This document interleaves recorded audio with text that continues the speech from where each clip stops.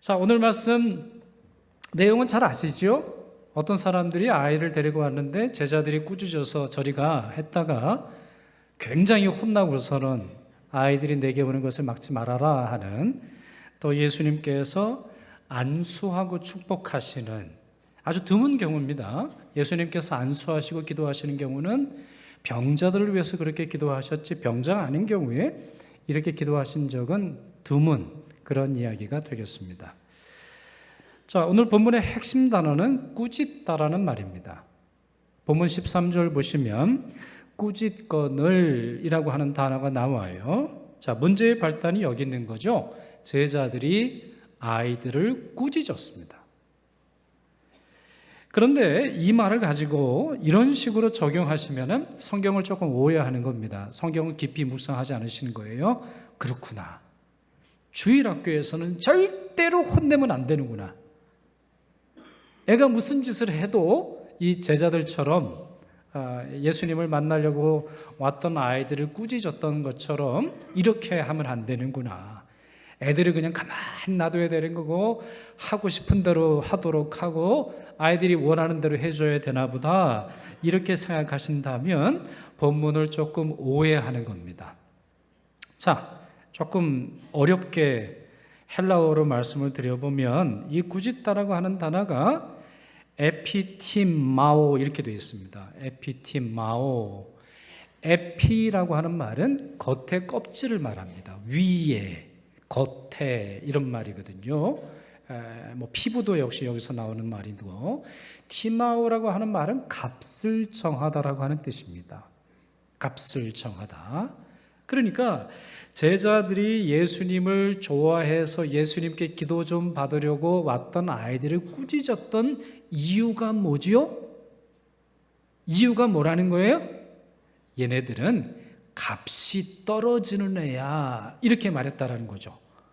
이렇게 생각하는 거예요. 어떻게 보면 귀족의 아이가 왔거나 아니면 왕족의 아이가 왔거나 옷을 잘 입고 왔으면 이런 꼴 안 당했을지 몰라요. 자기들이 생각할 때 이 집안은, 얘네들은 그렇게 예수님께 와가지고 기도해 줄 필요 없는 아이들, 이런 식으로 생각을 했다는 거죠. 또 상황이랑 상관없이 이 단어 자체를 보면 높은 자, 권세를 가지고 있는 사람 입장에서 낮은 사람을 향해 판단하는 그런 행동입니다. 이 에피티마오가 처음으로 쓰여진 본문이 마가복음 8장 26절인데 예수님이 바람과 바다를 꾸짖으시니 아주 잔잔하게 되었더라, 여기에 이 단어가 처음 사용이 돼요. 그러니까 예수님의 권위, 자연 만물을 다스리시는 하나님의 신성을 뜻할 때 이 단어가 쓰였는데 제자들이 그렇게 행동한다는 거죠. 그런 점에서 제자들의 문제는 뭐죠? 자기가 마치 예수님인 양, 예수님의 권위를 가진 양 행동했다라고 하는 것입니다. 문제가 여기 있는 거죠.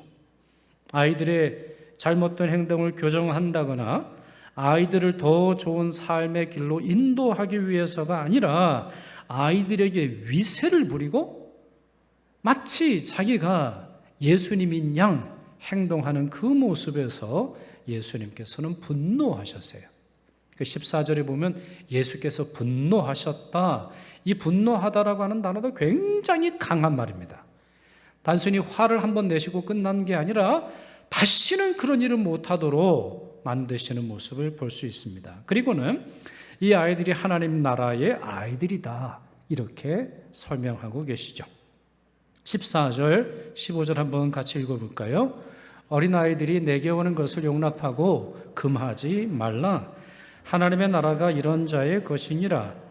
내가 진실로 너희에게 이르노니 누구든지 하나님의 나라를 어린아이와 같이 받들지 않는 자는 결단코 그곳에 들어가지 못하리라 하시고 라고 되어 있습니다. 예수님의 생각, 예수님이 사람들을 어떻게 대우하시는지 우리 잘 알고 있습니다. 고난받는 여성들, 가난한 사람들, 병자들, 천한 직업을 가지고 있다라고 사람들이 손가락질을 하는 그와 같은 사람들, 사회로부터 소외된 사람들을 사랑하셨죠.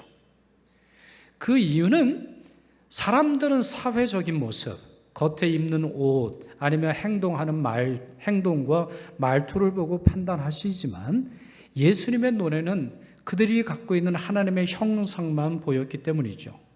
그래서 그들을 도와주고 그들을 높여주시면서 오히려 가난한 자의 친구로서 사람들에게 손가락질을 받는 그런 행동까지도 하셨습니다. 어린아이들도 마찬가지지요. 예수님 당시에 어린아이들의 인권은 정말 말할 수 없을 정도로 비참했습니다. 아버지가 언제든지 자기 마음대로 호적에서 지울 수가 있었고, 또 아이들을 부양해야 하는 책임보다는 아이들이 아버지에게 순종해야 하는 책임이 훨씬 컸습니다. 여러분, 얼마 전에 큰 뉴스가 나지 않았어요? 그때는 제가 캐나다에 있을 때였는데 어제 뉴스를 보니까 이제 경찰 또 여러 조사가 있더군요. 어떤 미혼모가 아닙니다만 이제 아니라는 걸 밝혀졌는데, 사람들이 사용하는 SNS에 내 아이를 가져갈 사람, 이걸 찾는 그러한 기사까지 나온 적이 있어요. 그래서 어제 뉴스를 보니까 그와 같은 일이 한두 건이 아니더군요. 병원에 가서 애를 낳지 않고 소리 없이 아무도 모르게 애를 낳은 후에 그 아이를 매매하든가, 아니면 그 아이가 필요한 사람들에게 전해주든가, 아니면 바구니에 담아가지고 그 아이의 인생이 어떻게 되든지 상관없이 남겨두는 그러한 철부지 부모가 참 많습니다. 생각보다 많더군요. 저는 그것이 어쩌다 있는 일로 여겨졌습니다만 상당히 많이 나옵니다. 이러한 일들이 왜 일어납니까? 아이들에 대한 값을 부모가 매기기 때문이죠. 그래서 너는 태어나지 않아도 좋을 아이, 너는 살아남을 아이, 너는 행복할 아이, 너는 행복하지 않을 아이, 이와 같이 아이들의 신체적인 특성, 아니면 아이들의 모습, 아니면 부모가 갖고 있는 생각, 잘못된 편견으로 인해서 아이들을 그렇게 함부로 다루는 거죠. 여러분, 21세기가 이 정도면 2000년 전에 예수님 당시는 어떻게 했어요? 아이들의 인권이라고 하는 것은 전혀 보장되지 않았던 것이지요. 그러나 예수님은 이들이야말로 하나님 나라의 아이들이다, 이 아이들이 오게 하라, 이렇게 명령하십니다. 한 번은 제자들 사이에서 누가 크냐 변론을 벌인 적이 있지요. 그때 예수님께서는 하나의 샘플 보여주시는데 어린아이 하나를 곁에 세우시면서 이렇게 말씀하셨습니다. 누가복음 9장 48절, 누구든지 내 이름으로 이런 어린아이를 영접하면 곧 나를 영접함이요, 누구든지 나를 영접하면 나를 보내신 이를 영접함이라. 너희 모든 사람 중에 가장 작은 그가 큰 자니라, 이렇게 말씀하셨죠. 오늘 본문도 일맥상통한 말씀입니다. 그렇습니다. 아이들은 겸손합니다. 아이들은 예수님의 눈에 너무너무나 아름답습니다. 아이들은 하나님이 보시기에 존귀한 아이들입니다. 그렇기에 이 아이들은 말씀을 잘 받아들이고 겸손함을 유지함으로 말미암아 하나님의 사람으로서 자라가게 되는 것이죠. 이에 비해서 어른들은 잘 안 배웁니다. 어른들은 잘 안 배워요. 배워도 지식만 늘어나지, 지식이 늘면 남을 비판하는 데 주로 사용할 뿐 자신에게 적용하는 것이 매우 늦습니다. 이거 정말 죄송한 말씀인데, 이거는 그냥 교육학에서 하는 말씀이니까 제 사적 의견이 아닙니다. 50 이상이 되면 잘 안 바뀐답니다. 50 이상이 되면 사람이 잘 안 바뀐대요. 습관이 잘 안 바뀐대요. 생각이 안 바뀐대요. 가치관이 잘 안 바뀐대요. 그럼에도 바뀌는 것은 굉장히 하나님께서 은혜 주시는 일이지요. 불가능한 일이 아니라 힘겨운 일이에요. 그렇다면 여러분 생각을 해보세요. 50 넘어서 그렇게 바뀌기 쉽지 않으니 돈도 들이고 시간도 들이고 노력도 하고 수련회도 가고 여러 가지 우리 많은 일들을 하게 되는데, 정말 예수께서 인정하시고 예수께서 사랑하시는 그 아이들을 어렸을 때에 재정을 들이고 시간을 들이고 노력을 하면 얼마나 그 아이들을 통해서 놀라운 일이 이루어지겠습니까? 그러니 여러분, 똑같이 10만 원이라고 하는 돈이 있다고 할 때 아이들을 향해서 사용할 때는 그 10만 원이 100만 원이 되는 거예요.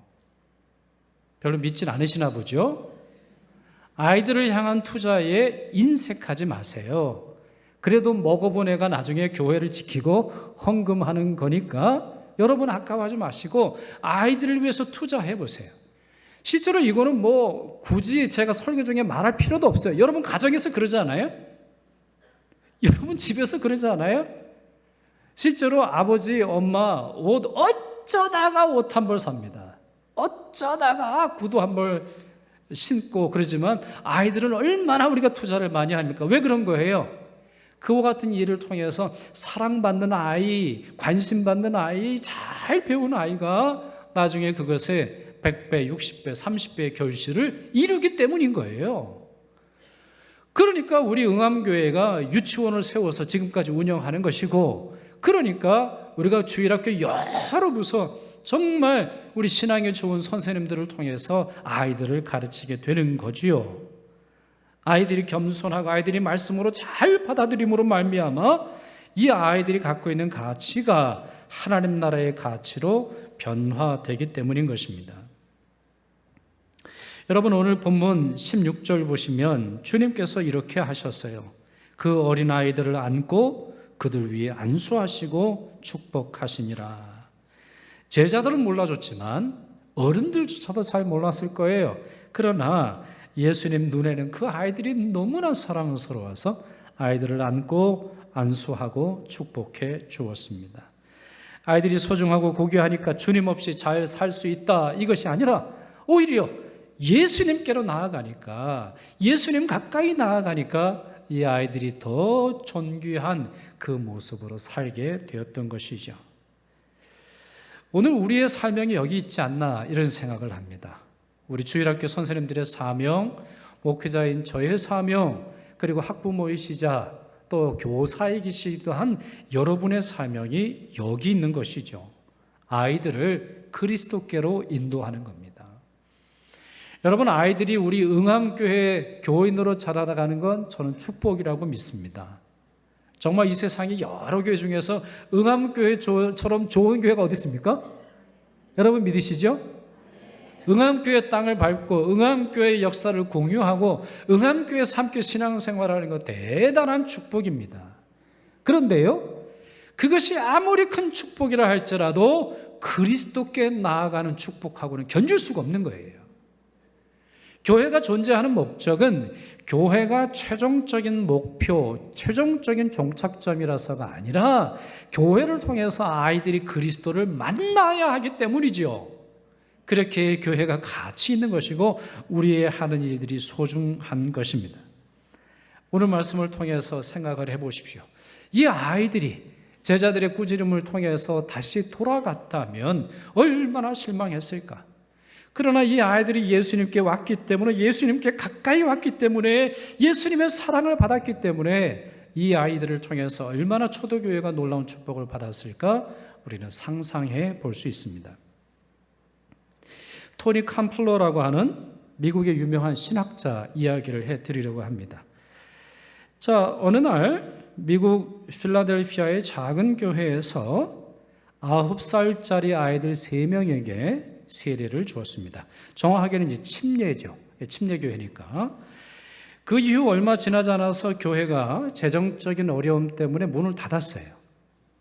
필라델피아 어느 작은 그 교회가 문 닫기 전에 아이 3명에게 침례를 줬어요. 자, 그 중에 한 분이 이 토니 캄플러였는데요. 이분이 이스턴 칼리지 교수이고 신학자로 굉장히 유명합니다. 근데 이 캄플러라고 하는 사람이 자기의 경험, 자기 모교회, 문 닫아버린 자기 모교회 이야기를 썼어요. 나는 수년 전 내가 속해 있는 교단의 역사를 연구하고 조사했다. 나는 내가 침례받던 해 그 교회의 보고서를 살펴보았다. 자, 이분이 이제 신학교 교수가 돼가지고 역사적 기록, 그러니까 교단 본부 내에 있는 자기 교회에 대한 보고서를 읽어봤다는 거예요. 거기에는 내 이름이 있었고 딕 화이트와 버튼 뉴먼의 이름도 있었다. 딕 화이트는 현재 선교사로 나가 있다. 그리고 버튼 뉴먼은 지금 아프리카의 한 신학교 교수이다. 내가 침례받던 그 해의 교회 보고서는 이렇게 되어 있다. 올해 우리 교회는 별로 좋지 않다.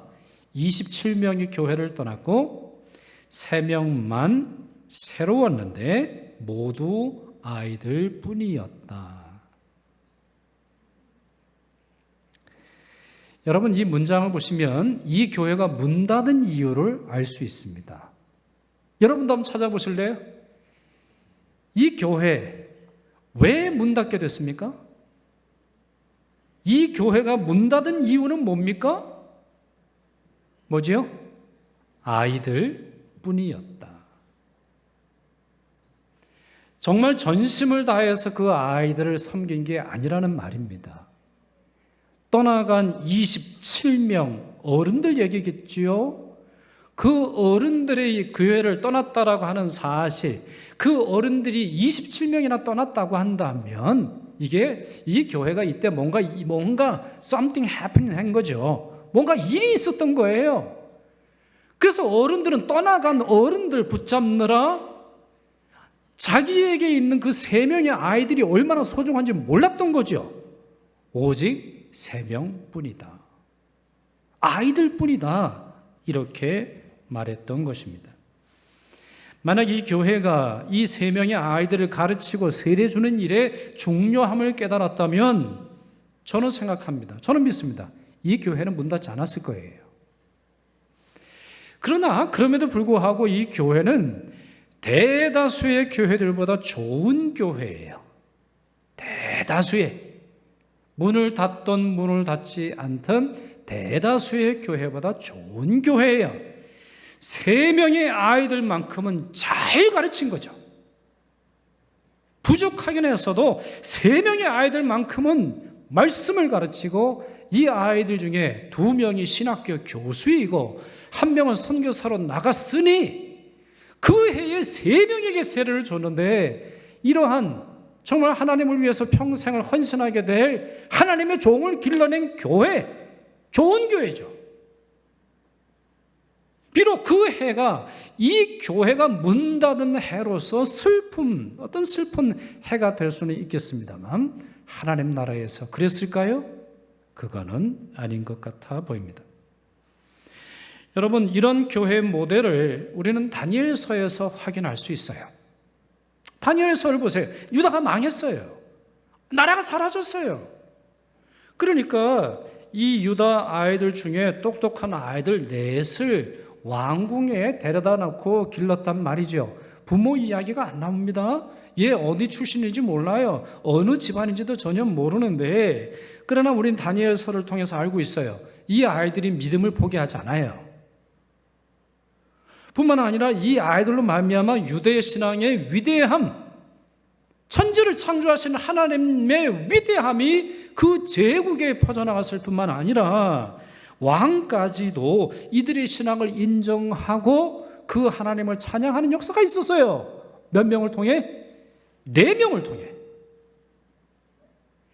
4명을 길러내는 4명의 아이를 남겨놓는 것이 유대의 역사의 희망이에요. 4명의 아이, 3명의 아이, 아니면 1명의 아이라도 주님의 말씀 가운데서 올바로 길러낼 수 있는 것이 유대의 능력이에요. 여러분, 이와 같은 결과, 이와 같은 결론, 이와 같은 일이 있기 위해서 우리는 상상할 수 있습니다. 이 아이들의 주일학교 교사들이, 이 아이들의 부모님들이 얼마나 신실하게 이 아이들을 위해서 헌신했을지 오늘 본문을 통해서 말씀드려보면 하나님 앞에 가까이 나오고 주님 앞에 나오기 위해서 그들이 얼마나 수고했을지 이해할 수 있습니다.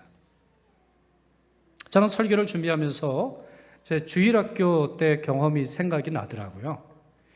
제가 사실은 별로 이렇게 목사가 될 만한 깜이 아니에요. 아무리 생각을 해봐도 이렇게 생각해보고 저렇게 생각을 해도 저는 깜이 아닙니다. 깜이 되면은 그냥 땡감 정도는 됐을 것 같아요. 그런데 이렇게 좋은 응암교회 담임 목사가 될 수 있는 건 이건 진짜 특별한 은혜예요. 거기다가 저를 가르쳤던 주일학교 선생님들의 눈물의 기도가 있다는 걸 여러분에게 힘주어 말씀드릴 수 있습니다. 좀 창피한 얘기를 해볼까요? 이게 지금 무슨 얘기냐? 뭐 그 정도 가지고 뭐 가끔 이제 제 아내가 깜짝 놀랍니다. 제 옛날 얘기하면 어떻게 이렇게 파도 희한한 얘기가 나오느냐 그러는데 제 아내도 못 들어본 얘기가 아무도 모르는 얘기예요. 근데 오늘 그냥 간증처럼 하려고 그래요. 제가 참 악동이었어요. 제가 저희 주일학교에 저희 모교에는 그 뚝섬이라고 하는 데 있었는데요. 지금 이제 성수동이죠. 근데 제가 거기서는 노래를 아주 잘했고 지금보다 훨씬 잘했어요. 그리고 장난을 진짜 많이 쳤어요. 제가 친 장난을 열거하자면은 며칠이 갈 거예요. 그 중에 하나, 제가 이제 수련회를 가서 이렇게 있는데 우리 선생님들끼리 이렇게 모여 있었거든요. 근데 저희 주일학교에 한창덕 장로님, 지금은 이제 장로님이세요. 은퇴를 이제 하신 분이신데, 근데 이분이 저희 주일학교 이제 선생님이셨죠. 근데 제가 하루는 수련회 이제 하는 중에 산에 올라가 가지고 그 선생님 이름을 불렀어요. 뭐라고 불렀을까요? 창덕아! 그 다음에는 잘 기억이 안 나는데 하도 옛날 얘기라 제가 가만히 생각하면 그 다음 뭐라 그랬지 내가? 가만히 생각해보니까 창덕아! 대머리 깎아라! 이 얘기를 한 것 같아요. 어렴풋이. 이게 뭐 거의 한 40년 전 얘기니까, 제 중등부 때 얘기니까.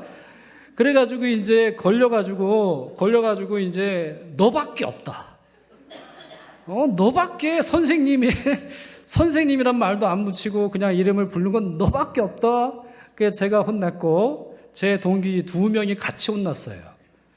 너 친구를 잘못 뒀기 때문에 같이 푸시업해. 그래서 푸시업한 거 기억이 납니다. 그래요. 가만히 생각해보면 저 그런 사람이었어요. 가만히 생각해보면 주님의 은혜와는 전혀 상관없었고 선생님이라고 해서 좋아하기도 했지만 장난도 많이 치고 정말 교회의 문제거리였어요. 이제 뭐 투표까지 끝났으니까 가만히 생각해보니까 투표까지 끝나서 이제 대방출하는 듯한 느낌이 들긴 합니다만 뭐 어떻게 하겠어요? 공동의회까지 끝난 마당에 지금 장로님들 표정이 좋지 않으신데 그래요. 아무리 돌이켜 생각을 해봐도 누군가 기다려줬기에 그래요. 저는 깜이 아니에요. 저는 누군가 값을 매긴다면 저는 누군가 쟤는 어렸을 때부터 하나님의 종이 될 만한 그런 깜이야. 전 들어본 적이 없어요. 노래는 잘해서 어디 가서 노래는 잘할 수 있다 이런 얘기는 들어본 적이 있어도 목사감이야라고 들어본 적이 없어요. 그런데요, 저는 남들이 못 가진 걸 가지고 있었어요. 그게 뭐예요? 선생님들이에요.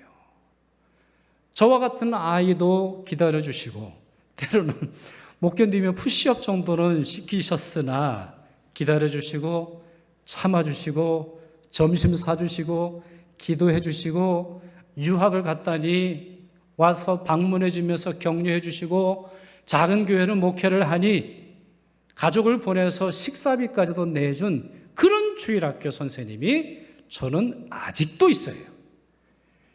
단순히 주일학교 때 행복했던 기억만 남는 게 아니라 그 선생님이 아직도 기도하고 있는 기도의 능력자들이 제 뒤에 있지요.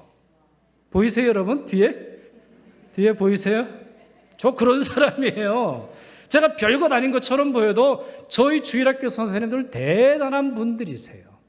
그분들이 기다려줬기에 그분들이 나를 막지 않으시고 너는 깜이 아니야 그렇게 말씀하지 않으시면 저를 그리스도께로 인도해 주셨던 선생님들이 계셨기에 오늘 이 모습으로 여러분 앞에 서는 것입니다. 그렇습니다. 우리가 아이들을 진심으로 가르쳐야 할 이유는 여기 있어요. 그리고 우리의 가르침의 핵심은 단순히 신학이나 교리를 전달해 주는 것으로 그치지 않고 이 아이들이 주님을 만나야 한다라고 하는 이것을 우리는 확신할 수 있어요. 뿐만 아니라 내 자신이 그 아이들을 막아서는 걸림돌이 되지 말아야 하며 오히려 아이들이 디딤돌이 되어서 주님의 축복을 받는 아이, 주님의 안수를 받아서 하나님의 사람으로 살아갈 수 있도록 격려해 주는 역할이 우리에게 있다는 것이죠. 이 위대한 일이, 이 연속적이고 이 장대한 일이 여러분으로 인해서 시작되었습니다. 그러니 그것이 어떻게 작은 일일 수 있겠습니까? 그것이 어떻게 한 번에 씨를 뿌리는 그와 같은 일이라고 볼 수 있겠습니까? 오늘 본문을 보시면 이 제자들은 처음에 실패했던 것으로 보입니다. 이 제자들로 인해서 아이들이 상심하고 주님으로부터 멀어졌으니까요. 제자들의 모습을 본받지 마시고 주님처럼 행동하십시오. 아이들이 교회에 올 때 환영하고 환대하십시오. 그 아이들을 진심으로 축복하십시오. 일주일에 한 번이 아니라 매일매일 아이들의 이름을 부르며 마치 여러분이 안수하는 것처럼, 예수님이 그 아이들을 안수하며 기도하시는 것처럼 안아주시고 사랑하시고 기도해 주십시오. 그럴 때 여러분의 학생들은 축복의 사람이요 천국의 아이들로 살게 될 것입니다. 비록 우리의 눈에는 그 아이들의 미래가 무엇인지 전혀 알 수 없다 할지라도 이 제자들을 통해서 12명의 제자를 통해서 온 세상을 바꾸신 하나님의 나라의 역사가 우리 아이들을 통해서 이루어질 줄 믿습니다. 이 일에 헌신하는 선생님들 정말 축하드립니다. 여러분들의 그 수고와 헌신을 주님께서 기억하시고 하늘의 상급을 내리실 뿐만 아니라 여러분들로 말미암아 놀라운 일을 이루어 주실 것입니다. 그렇게 저는 기대가 됩니다. 이번 여름 성경학교 수련회 기대가 됩니다. 많은 아이들이 주님께 나와서 주님의 복 받는, 또한 그리스도께로 인도하는 우리 교회와 모든 부서 될 수 있기를 축원합니다. 기도하겠습니다. 참 좋으신 아버지 하나님, 주님께 감사드립니다. 오늘 교사 헌신 예배를 다짐하며 이제 여름 사역을 준비하려고 합니다. 예수님의 제자들은 어린 아이들이 예수님께 나오는 것을 막고 그들을 꾸짖었습니다. 저희는 그리 되지 않도록 도와주시옵고 우리 아이들을 그리스도께 인도함으로 말미암아 우리 아이들을 향한 그리스도의 뜻이 성취되게 하여 주옵소서. 우리 교회 학교의 부흥을 꿈꿉니다. 그리고 저 아이들로 말미암아 세상이 바뀌는 것을 간절히 소망하오니 이 일에 우리 모든 교육자들과 선생님들을 사용하여 주시옵소서. 이번 여름 성경학교, 이번 수련회 어느 때보다도 부흥의 역사가 차고 넘쳐서 우리 교회의 역사에 남는 한 해가 되게 하여 주옵시고 천국에 쓰여지는 한 해가 될 수 있도록 도와주옵소서. 우리 주님 예수 그리스도의 이름으로 기도하옵나이다. 아멘.